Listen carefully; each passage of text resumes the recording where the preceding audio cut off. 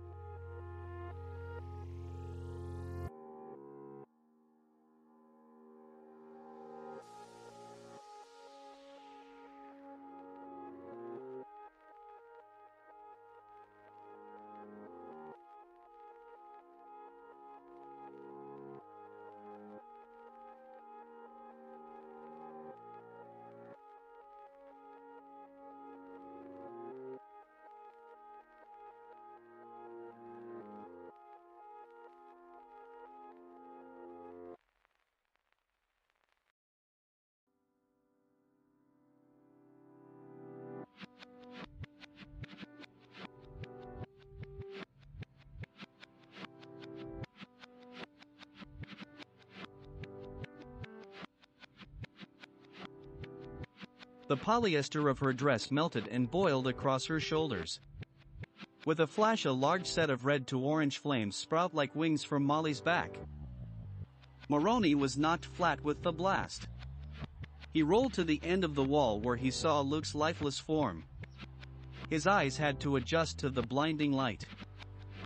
Molly shook her hands off the wall of ice. With a calming breath, Molly rubbed her hand against the wall and melted crack through it. She watched Maroney watch over his brother's body. She was hit in the back and wet. The pressure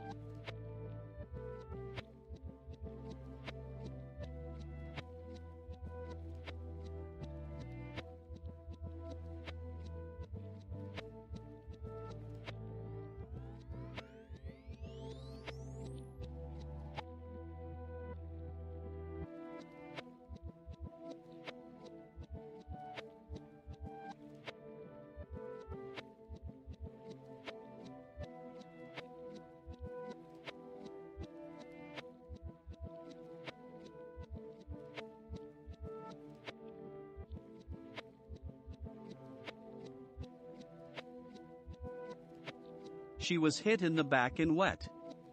The pressure pushed her face first into the wall that boiled in front of her. "Stop!" She coughed and spat. "It's dry ice." Officers and civilians down, more assistance needed, someone yelled over the radio. Molly got a glimpse of Maroney again as she pushed through the wall. Maroney left his brother's body and waved at the firefighters. "She is a friendly. Cut the stream." They ignored him as he got closer. Molly attempted to duck down, but they set a spread to the hose. It hurt like a hailstorm. Maroney yelled again as he rounded the fading wall, "Shut off the water." The firefighters finally listened and shut off the water as a group of medics ran past Maroney and towards Luke. Molly checked herself. Soaked but alright. Her dress was trash, but she was alright. She looked at the emergency crews that were on site. They were ignoring her. She felt her face and felt the wet dripping from her nose. Her lip was starting to swell. She looked at the church. The windows were blown out all around her. She caught the eye of the congregation as they peeked from behind the building. Restrained by 6 police officers.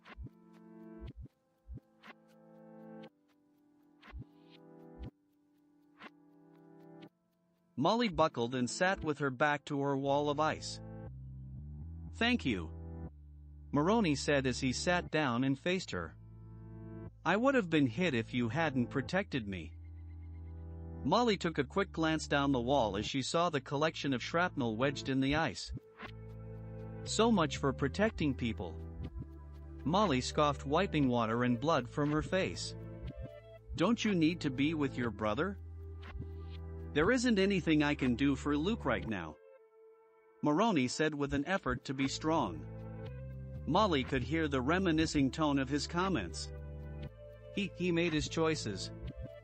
No one saw this coming. "Captain Elder," a medic shouted. "He is breathing." Maroney's eyes bolted open as he still looked at Molly. Without a word, he stood up and ran back to Luke's side. Molly attempted to lean forward but was pulled back as her dress froze to the wall. She grunted for a moment, then opened her still wet hands and took a calming breath. The water on her hands froze as the heat flowed over her and broke her free on the other side. She shook the ice from her hands and let the sunlight soak into her body. Her clothes and hair dried in seconds, and she went to look at Luke's miracle. He was tied to a gurney with neck brace and strapped hands to legs. He had 4 paramedics on the front and back of the gurney pushing. Another one was holding pressure on Luke's neck. The last held a fistful of gauze on Luke's chest, and they were unsuccessfully hiding a piece of metal in the center. Another medic aside pushed Molly. He rushed over and looked at Luke's injuries. "Luke, what did you do?" a Hispanic medic asked as he looked over the burns on Luke's body. "Carlos?"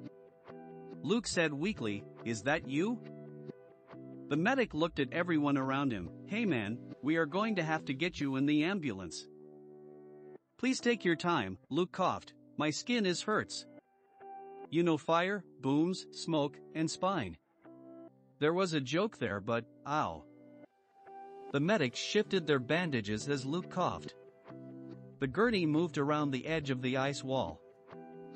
The medic who held the tourniquet on Luke's neck looked at it again. He waved at Carlos. Maroney had stood back but moved to see. Molly stood up but kept her distance. The medics mumbled back and forth. Luke looked nervous and defeated. "Luke?"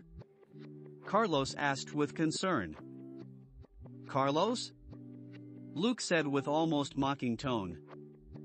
"Where is your burn?" Luke closed his eyes, wiggled his right arm out of the restraints and pointed to left side of his face. "Right here." All the medics jumped back except Carlos. Molly saw what scared them. All right, Carlos said with a twitch of concern. And where is the skin on your arm? Luke looked at his arm.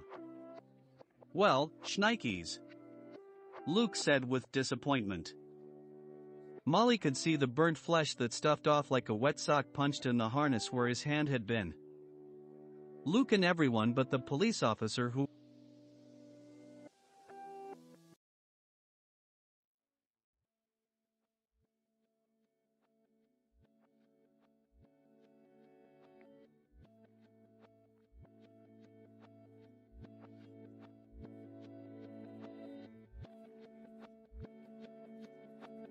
burnt flesh that sloughed off like a wet sock punched in the harness where his hand had been.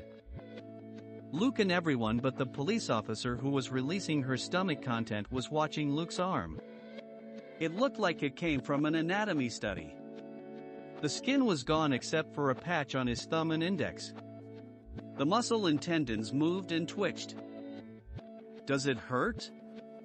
Carlos asked. No more than the burns did.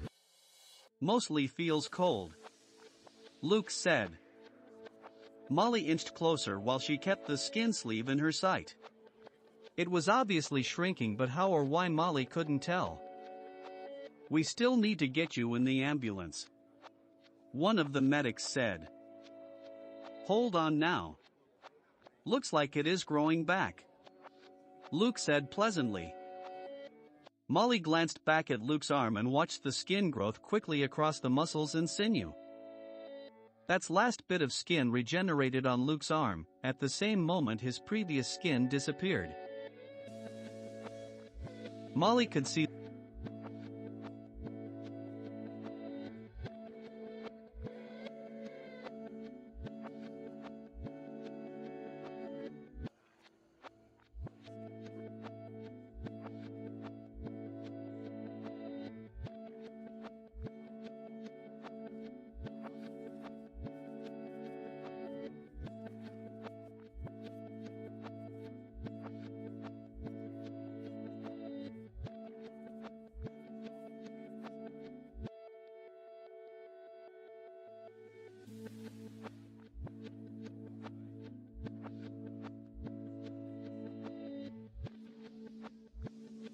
Luke looked at his arm. Well, shnikes, Luke said with disappointment. Molly could see the burnt flesh that sloughed off like a wet sock punched in the harness where his hand had been. Luke and everyone but the police officer who was releasing her stomach content was watching Luke's arm. It looked like it came from an anatomy study. The skin was gone except for a patch on his thumb and index. The muscle and tendons moved and twitched. Does it hurt? Carlos asked. No more than the burns did. Mostly feels cold, Luke said. Molly inched closer while she kept the skin sleeve in her sight. It was obviously shrinking, but how or why Molly couldn't tell. We still need to get you in the ambulance, one of the medics said. Hold on now. Looks like it is growing back, Luke said pleasantly. Molly glanced back at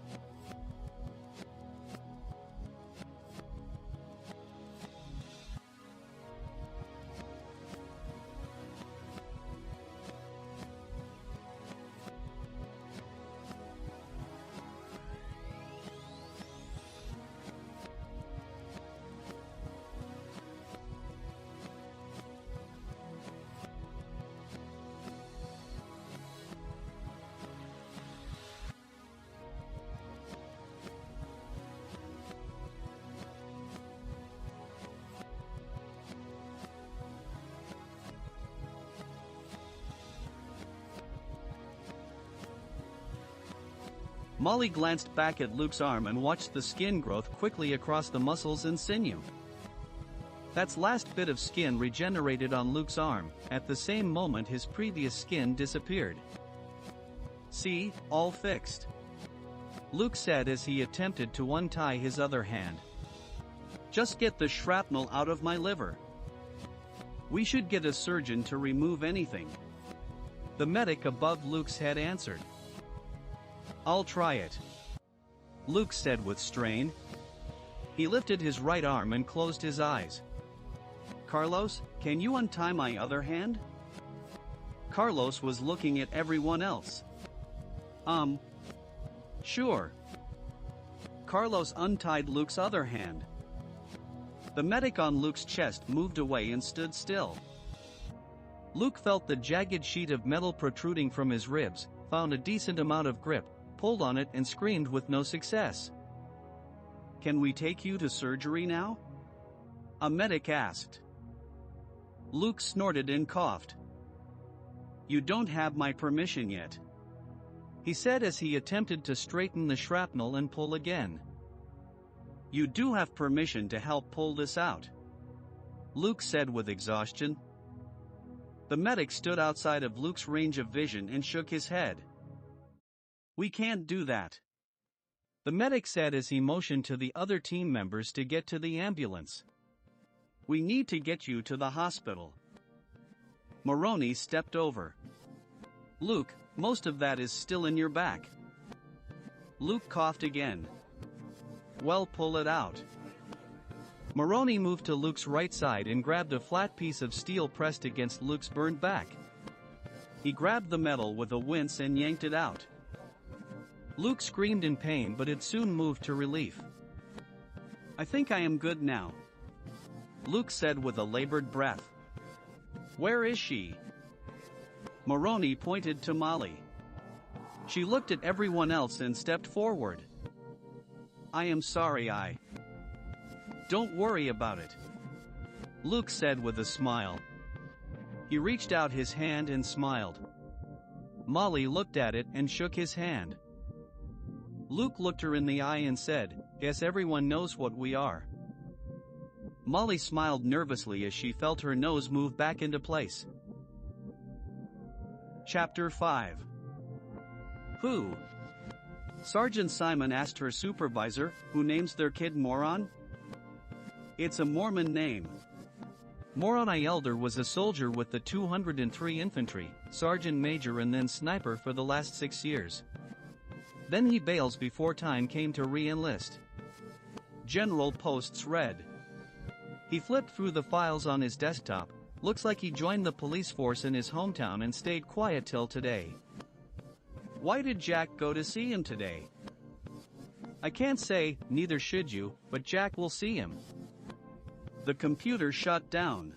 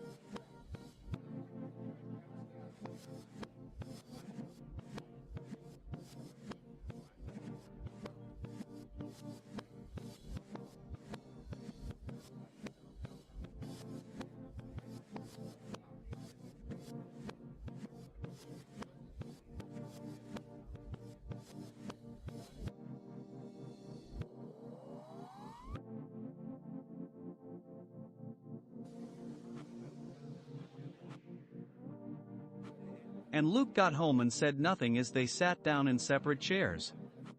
Luke looked at his new arm. If I was to tan this arm to look like the other, would I have to pay for a full session? Luke asked to hear himself speak, and when will the hair grow back?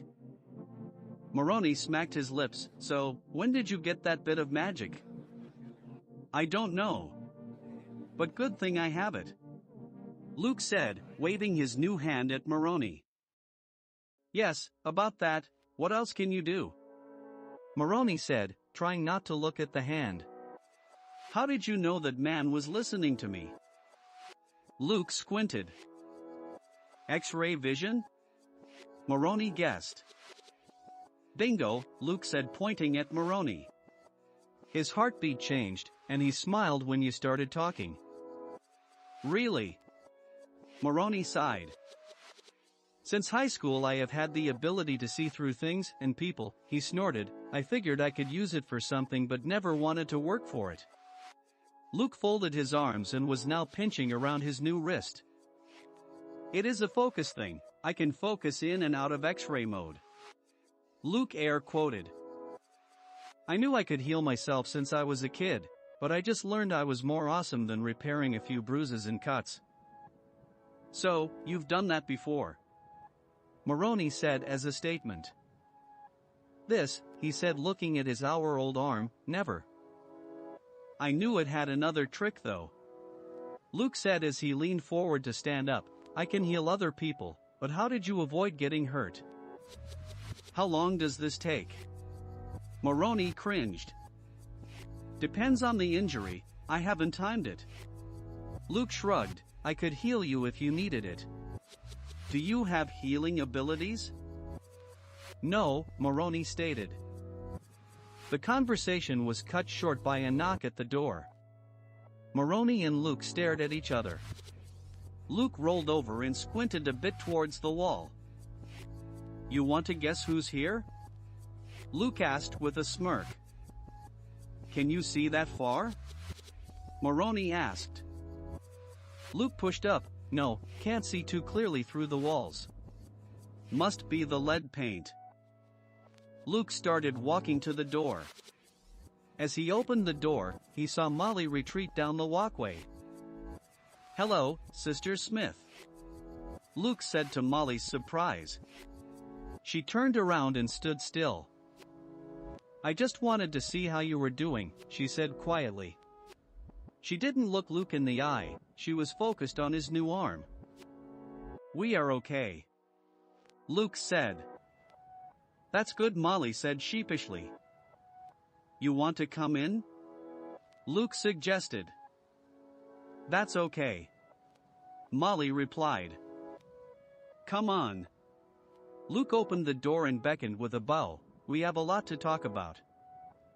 As Molly entered the living room, she saw Moroni poking at a tear in the knee of his pant leg. He covered it